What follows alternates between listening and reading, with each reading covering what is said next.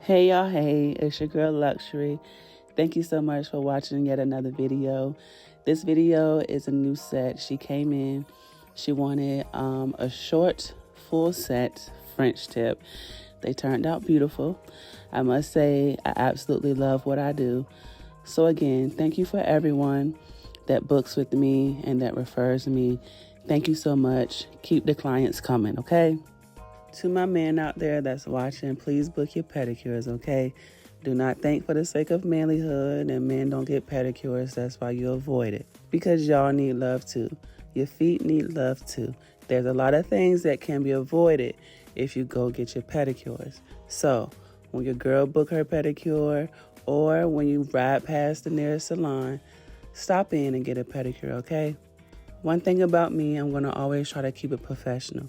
No matter my surroundings, no matter what I'm going through, you have to have, when you are a business owner, a level of customer service, a level of professionalism, because you want your clients to come back.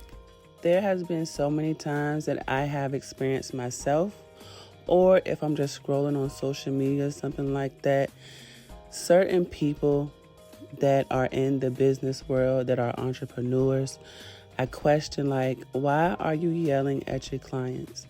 Why are you yelling at people that really don't know much about you? They're inquiring about questions, about services, and people are just yelling at them. And I'm just like, why is this happening? Like, what's going on? So don't forget to keep it cute. Don't forget to keep it professional. I know a lot of us, we just don't care about much. We have a slick tongue. We want to just say how we feel, keep it real, keep it raw. But again, to my professionals out there, we are supposed to be professionals. We're supposed to be setting the tone. We're supposed to be setting examples. And I know when it comes to a lot of these businesses out here, even for me, customers are not always right. Yes, I said it. It is 2024. Customers are not always right. But don't let that mess you up. Don't let that get you beside yourself. Still keep it professional. So to explain what I'm doing in this video, I am basically doing her acrylic foundation. And I am kind of doing it slower. And I must add that this is a client that I was talking with. And y'all know how we do sometimes, no matter what you're doing, even if you're working, you tend to get like distracted when the conversation is good and you're just not working as fast as you can because, you know, we were just really having a good conversation. I must say that. So I was laying her acrylic, and as you can see, I am not flooding the cuticles. That's something that I basically developed and kind of like developed an eye for. I'm able to gauge my liquid to powder ratio. And I wish the acrylic and the monomer was in frame so I can better explain what I'm doing. But you don't want to flood the cuticles because that's how you get bumpy nails.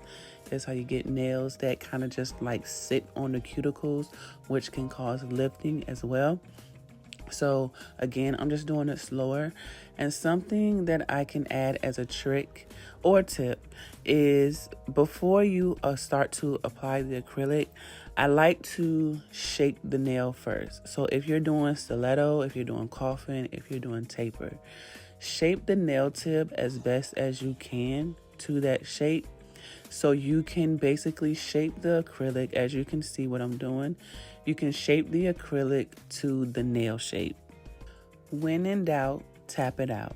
And what I mean by that is, if you feel like you have too much liquid on your brush, as you can see when I swipe the brush or when I pick up a bead, I would pick it up and then I will first tap my brush on the paper towel to make sure I'm not flooding her cuticles, or my brush is not too wet to the point where my liquid or my powder ratio is just too runny. You want to avoid that because that will also save you a lot of product. You're not just picking up liquid and powder on your brush and then just applying it to the nail and all your product just runs off the brush. So as you can see, this is a good amount of product, good ratio, a good bead. And what I like to do is I like to allow the product to work for me.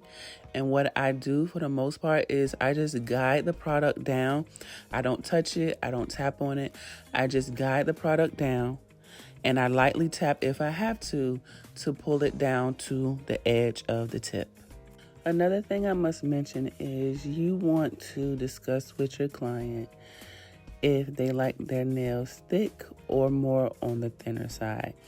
Me personally, I must say that when it comes to most of my clients, they've already seen my profile. They already know what kind of nails that I do.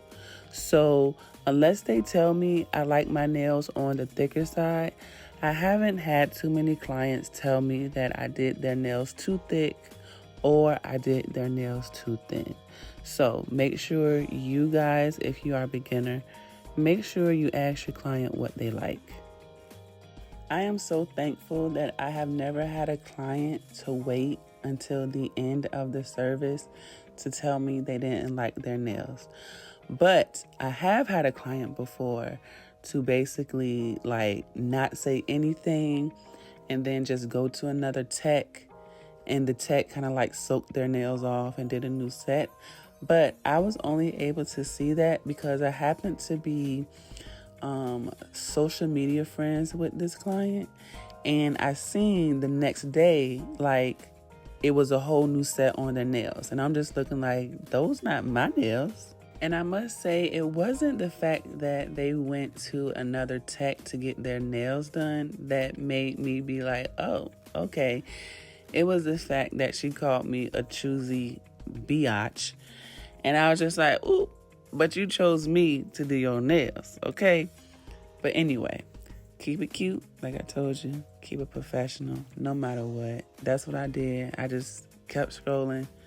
I actually deleted the person from my profile. But keep it cute, keep it professional at all times. It is 2024. We still standing on business. And always remember, not all money is good money. As I mentioned earlier, we're going to keep it professional, but stand up for yourself as well.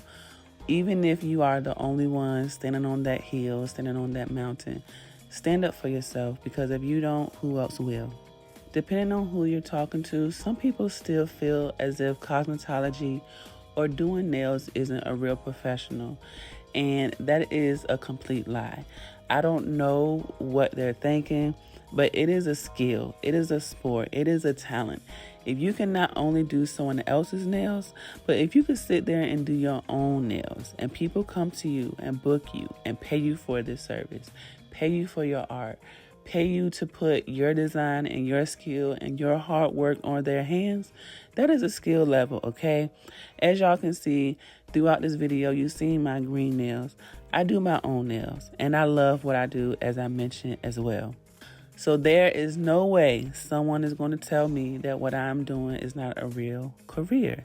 I built a full business off of what I'm doing. People book me for nails. People book me for makeup. People book me for body waxing, for fashion design. I'm getting it, okay? And I'm proud of myself. So again, my name is LuxShari, and I will see you guys in my next video.